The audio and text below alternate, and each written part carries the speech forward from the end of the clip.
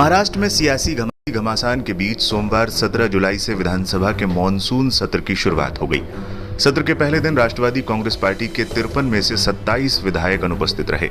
ये विधायक ऐसे समय में नदारद रहे जब अजीत पवार ने अपने गुट के नेताओं के साथ शरद पवार से लगातार दूसरे दिन मुंबई के वाईबी चौहान सेंटर में मुलाकात की है। अजीत पवार खेमे के केवल 15 एनसीपी विधायक ही नजर आए। इसके बाद से ही कई तरीके की अटकलें लगनी शुरू हो गई। मिली जानकारी के अनुसार एनसीपी विधायकों की स्थिति डामाडोल है। वो अभी भी इस दुविधा में हैं कि वो शरद पवार का साथ दें या अजीत पवार का।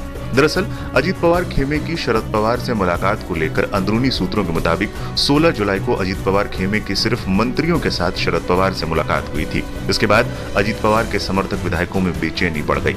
इसके बाद इस पर विधायकों ने पार्टी मुखिया से सवाल किया कि आपने हमें विश्वास में लिए बिना केवल मंत्रियों से मुलाकात की, अब तो मंत्रियों की सहानुभूति मिलेगी। लेकिन विधायकों को अपने अपने निर्वाचन क्षेत्रों में मतदाताओं के गुस्से का सामना करना पड़ेगा। ऐसे में विधानसभा में कई विधायकों ने नाराजगी जाहिर की और नहीं पहुंचे। लगातार दूसरे दिन शरद पवार से हो रही मुलाकात।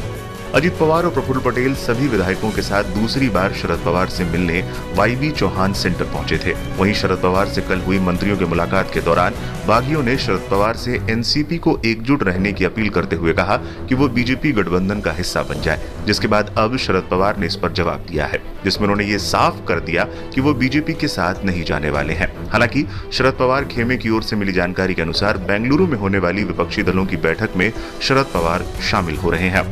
विपक्षी बैठक में शामिल होंगे शरद पवार।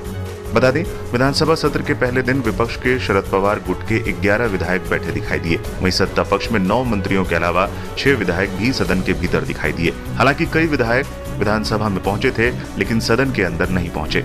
वहीं अजीत पवार गुट के एक विधायक ने शरद पवार से मुलाकात की। उस दौरान विधायकों की संख्या 30 से ज्यादा थी। बता दें, विपक्ष की बैठक 17 और 18 जुलाई को बेंगलुरु में चल रही है। शरद पवार 18 जुलाई को विपक्ष की बैठक में शामिल होंगे।